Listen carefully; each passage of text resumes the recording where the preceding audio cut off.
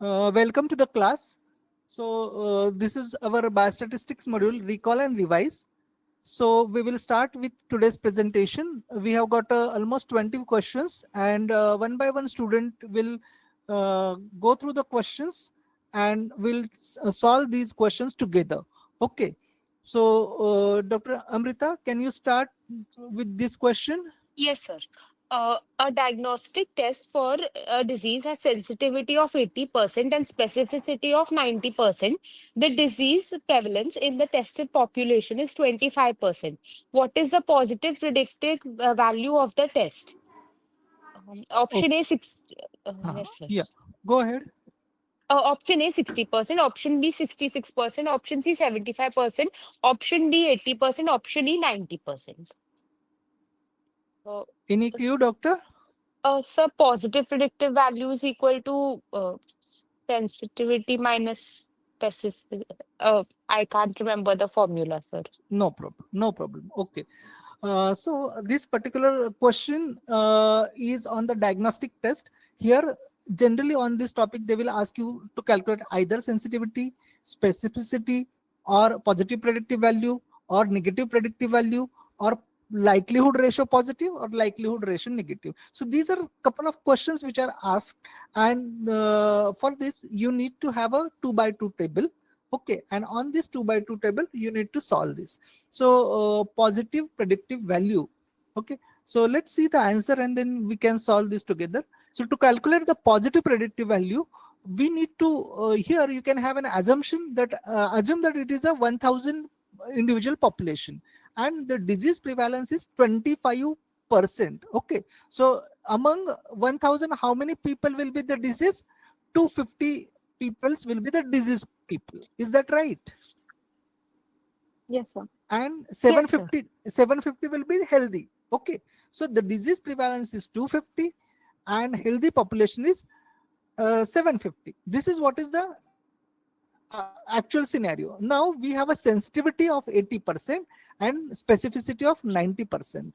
So sensitivity is the ability of the test to detect the true positives. Okay, so out of 100 it will 80% will be detected. So there are 250 patients, out of which how many will be detected? 80% will be detected.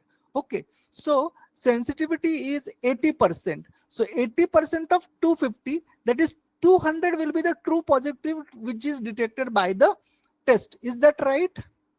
Yes, sir. Is Yes, it sir. clear up to this? Yes, sir. Now we have a specificity. What is specificity? It is the ability of the test to detect the true negatives, those who do not have the disease. Okay, in actual we have 250 disease and 750 non-disease healthy, but out of which 90% will be detected by this particular test. So 90% of 750 will be detected, so only 675 will be detected. Is that right? So how many will not be detected? 750 minus 675. So those will be the false positives. Okay, so those people will be the false positives by this particular test. Up to this much is clear? Yes, sir. Yes, sir. Yeah. So now what is the formula for positive predictive value? So positive predictive value of a test is equal to true positives divided by true positives plus false positives. Okay, so it is true positive plus false positive. Now we have a true positive which are detected are 200. Okay, so these are the 200 which are detected by the test divided by true positive, that is 200, plus false positives. False positives were 75, that is 275. So 200 divided by 275, so the answer is 72.7. so in the option, the nearest value which was given was a 75%. That is why we have selected the answer as 75. But in examination, generally they will give you very specific. They will give you the proper value. Okay, no like nearby values and all. So you need to understand this formula, what exactly the sensitivity is, what exactly the specificity is, then true positives, true negatives, positive predictive value, negative predictive. That is how you calculate the positive predictive value. Okay, Dr. Sinchana, this next question. Yes, sir. Which one of the following statement best describes type 1 statistical of alpha error? A. Bit loudly, Concluding. loud. Huh. Concluding there is no difference when one actually exists. Concluding there is a difference when none actually exists. Due to small sample size, using a test with low specificity in a hypothesis testing, drawing conclusions from non-randomized data. Type Any 1 clue? error. Any clue here? Uh, so C, failing to detect true difference due to small sample size. No. Option A. See, there are two types of error: type 1 Alpha, error beta. and type 2 error. Okay, so type 1 error is also called as alpha error. Okay, in type 1 error, normally forget about this error first. Now remember what happens in the statistics. We have a hypothesis. Okay, null hypothesis. Okay, that null hypothesis is a hypothesis of no difference. Okay, that we formulate that there is no difference between these two, whatever the factors under consideration. Okay, and then there is an alternate hypothesis. So once we perform the statistical test, what we do, if the what does the statistical test is telling us, is there a difference between the two or there is no difference between the two? Statistical significance. If there is a statistically significant difference, then what we say, we reject the null hypothesis and go ahead with accept the null hypothesis. Okay, this is what normally we do. Is that right? Yes, sir. Okay, so how we formulate the null hypothesis? Whatever we want to prove, we opposite to that we form the null hypothesis. Okay, and then we reject the null hypothesis and accept the alternate hypothesis. This is what normally we do. Okay, so when you do the same thing and you reject the null hypothesis because you found that there is a difference between the two.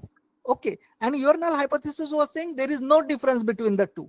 Okay, and you reject the null hypothesis and you are committing the mistake, then you are going wrong, then happens the alpha error. So you go everything systematically and you find that you have gone wrong, that is alpha error. Okay, that is called as type 1 error. So concluding that there is no difference when one actually exists, then concluding there is a difference when none actually exists, that is B.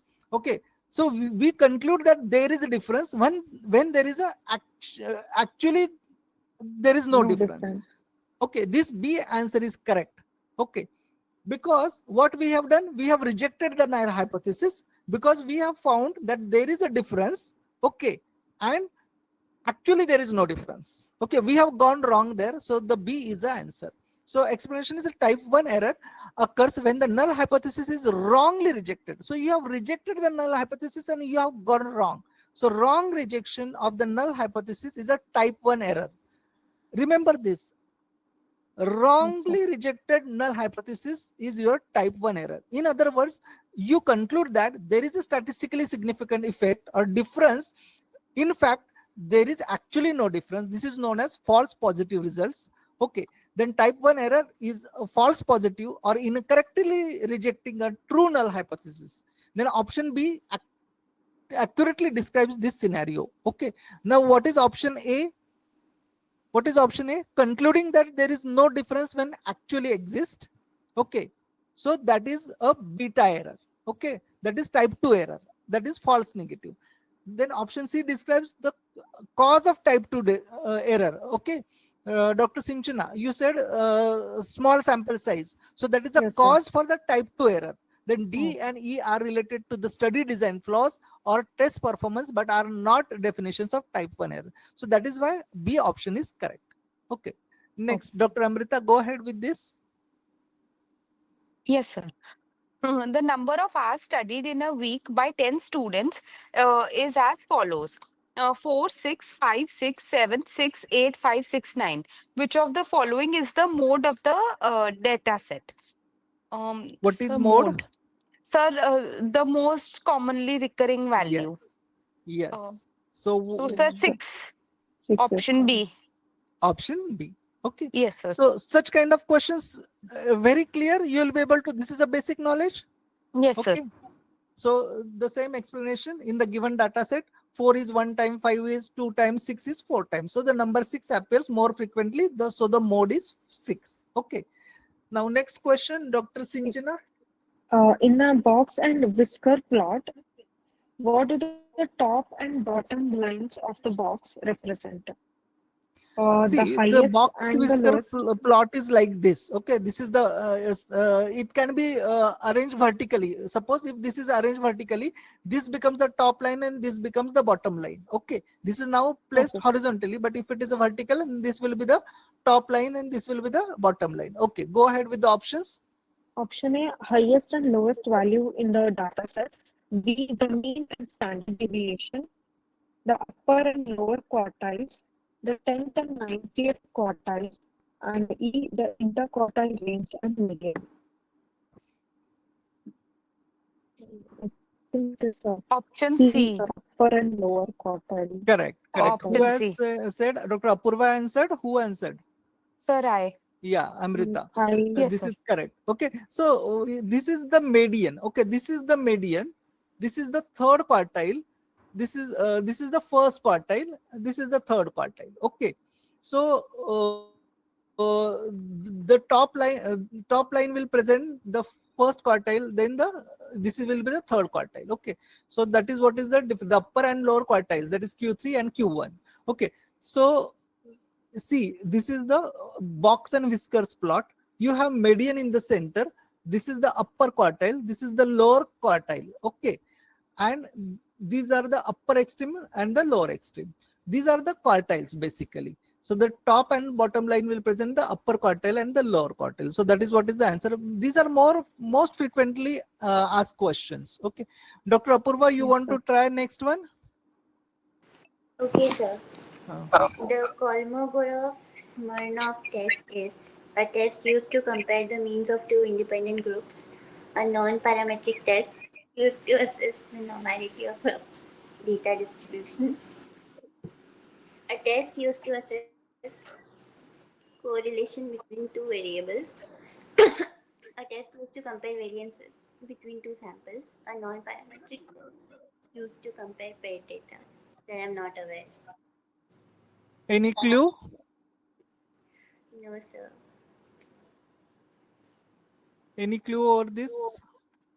Okay, here actually it is a non-parametric test which is used to assess the normality of the data distribution, whether the given data is distributed normally or not. For this test is used, but we will discuss all the tests in detail later on. Okay, so option B is the correct answer. It is a non-parametric test used to assess the normality of the data distribution. Okay, so this KS test is a non-parametric test that compares the observed cumulative distribution of a data set with the expected cumulative distribution of a specified theoretical distribution, commonly the normal distribution. It is often used to test for the normality whether a sample comes from a normally distributed population. Compare two sample distribution, that is two sample KS test. Unlike test for comparing means, that is like t test, the KS test does not assume any specific distribution for the underlying data. So this is a non-parametric test. Okay, so this is non-parametric test which is used for the normality of the data distribution. Dr. Sinchana, next question. Which one of the following represent the correct formula for calculating positive predictive value of a diagnostic test? It is true positives divided by true positives plus false positive. Option B. Option B. Option B. Yeah, option B is the correct option. Okay, so it is a true positive divided by true positive plus false positive. Okay, that is a positive predictive value is the probability that a person who tests positive for a disease actually has the disease. Okay, so it is calculated using the formula true positive divided by true positive plus false positive. So among all the positives, how many are true positive? That is the positive predictive value. Okay, among all the positives, how many are true positives? So two positives are individuals correctly identified as having the disease. False positives are individuals incorrectly identified as having the disease. Other options represent the different statistics. Okay, A is related to the sensitivity, C is related to specificity, D is a negative predictive value, and E is a overall accuracy. So let's see. this A option is a true positive divided by true positive plus false negative. This is the sensitivity. Okay, so sensitivity again is a question. So they will ask you either of these: calculate the sensitivity, calculate the specificity, or positive predictive value, negative predictive value. Okay, so this 2 by 2 table we need to prepare. So this is true positive divided by true positive plus false positive will give you, if you go horizontally, it will give positive predictive value. So when you form the 2 by 2 table, see this, there is a disease. So in the disease, actually what can be there? There will be disease present or disease absent. This is the actual scenario.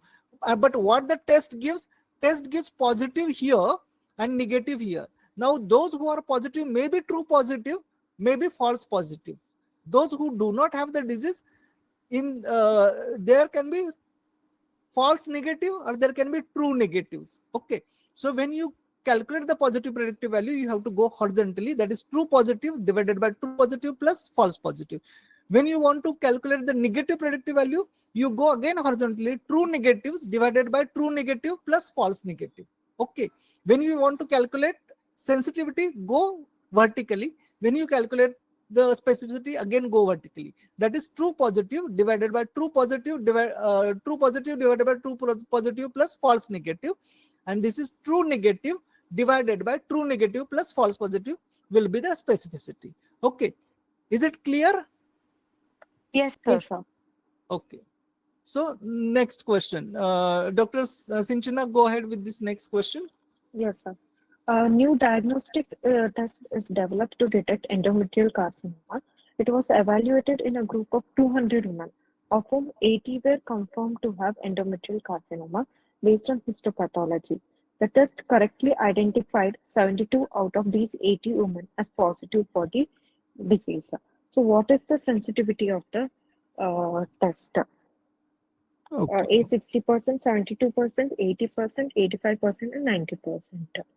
So sensitivity will be a number of true positives divided by true positive plus false negatives. Hmm. So it is So 72 here what divided will by be? So actual sir, positives are 2 80. Actual 80. positives are 80. And Okay, sir. identified are 72. Is that right? Yes, sir. False negative will be 8. Then Yeah. it will be 80 by 88. It is 90%. Calculation is sensitivity is the ability of the test to correctly identify the individuals who have the disease, that is true positives. It is calculated as a true positives divided by true positives plus false negative. Okay, so true positives were 72. Total number of people with the disease are 80. So 8 were the false negatives. So 72 divided by 72 plus 72 divided by 80. So that comes to 0.9 equal to 90%. Okay. Okay, sir. Yes, sir. Dr. Apurva, try this one. Yes, sir. A researcher collects data on the blood types of 100 pregnant women attending antenatal clinic visits. What type of data is this? Nominal, ordinal, double, ratio, continuous? Blood group. This is blood type mean in the sense blood group. Ordinal. Nominal. No, ordinal. Ordinal. Who says nominal? Who says ordinal? Sir, ordinal. It should be ordinal. Dr. Khatkar sir, what should be the answer over here? This should be nominal, sir.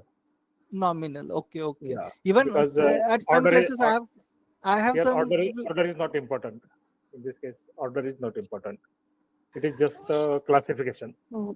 Okay. Okay. So because it is just a classification, we'll go from statistical point of view. We'll go ahead with the nominal. Okay. We cannot say So that one particular group is higher than other or something. All categories are equal. yeah. So blood type No is a order. categorical variable with no inherent order. So A, Order. B, and O. So this is a nominal. Okay. Yes. Next one, Dr. Apurva, you try this one also. A study records the pain scores of patients after a cesarean section using a visual analog scale from 0 to 10. What type of data is this? Nominal, ordinal, interval, ratio, binary. So this is ordinal. Ordinal. Ordinal.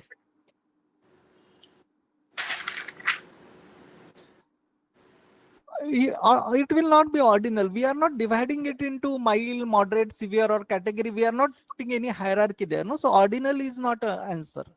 Binary. No, binary is 1 or 2. Binary is also not yes or no sort of thing.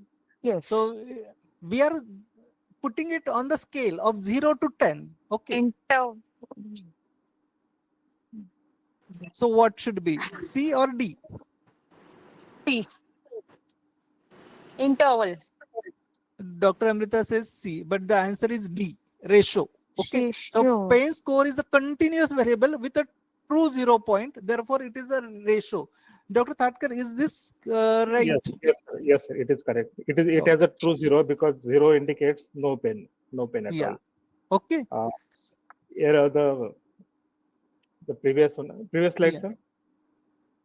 So we will finish such 20 questions and we will understand what are the different themes which they are asking, and Yes. sir will go into the details of those either today and next session. Okay, we will cover this. Right. Okay. So next question, Dr. Sinchina. Yes, sir. Gestational age in weeks is recorded for all women delivering at a maternity hospital. What type of data it is? Sir? Gestational age. It's sir, it is not nominal data. It is not ratio. Ordinal or discrete? Ordinal data. Ordinal. Again, I don't think ordinal will be there. How it will be ordinal? Gestational age. So it's a ratio. It's gestational is a continuous. It has a true 0 and allows for meaningful ratios. Dr. Thatkar, is this right? Yes, sir, it is correct.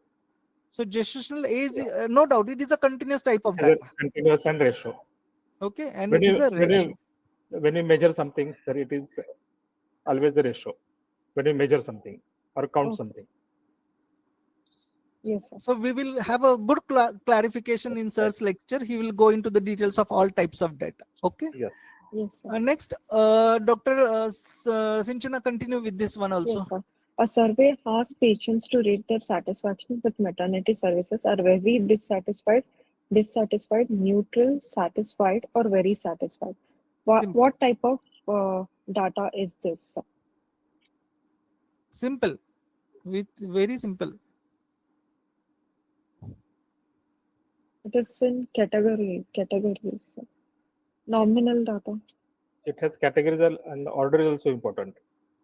It will be ordinal, no? Ordinal data. Because we are categorizing into, there is a hierarchy, no? Yeah. Yes, sir. So, ordinal. Satisfaction levels have a meaningful order, but the intervals between the categories are not equal. Okay. So it is an ordinal type of data. Dr. Amrita? Yes, sir. Question 12. The APGAR scores of newborns at 1 minute are recorded on a scale from 0 to 10. What type of data is this? Sir, option D, ratio, since it has a true 0. Right. Continuous true 0. They have given discrete. Here, Dr. Thatkar sir, what is your opinion? Yes, sir. It is discrete data, but it is on the scale, it is ratio scale. So the ratio is also correct and discrete is also correct. Yes, sir. Discrete is actually data type and ratio is the scale of measurement. Okay. So type of data is a discrete, but the scale is a ratio. Okay. Measurement of scale is a ratio scale and the type of data is a discrete. Okay. APGAR scores are numerical and countable, but only specific values are possible. That is 0 to 10, making it discrete. Okay. And next, Dr. Amrita, continue. Yes. Question 13. Which term best describes the proportion of individuals who truly have the disease among those who test positive? Sir, option C, positive predictive value. True positive upon true positive plus false positive. Areva, great. So it's a positive predictive value. Positive predictive value is the probability that a person who tests positive actually has the disease. depends not only on the test sensitivity and specificity, but also on the prevalence of the disease in the population. Remember, this is also one of the SBA. Okay, what are the determining factor is a prevalence. Okay, next, Dr. Apurva, try this one. In the design of a study evaluating a new intervention to reduce postpartum hemorrhage, researchers aim for a high power to detect a clinically important difference. Which of the following correctly defines the statistical power of a study? The p-value. 1 minus alpha. Is it power of the test?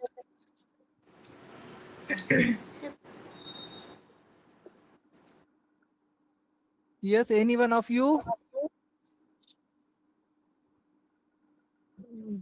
C is not correct answer. Is it p-value? No. Power of the study is 1 minus beta, D. Okay. Oh, 1 minus.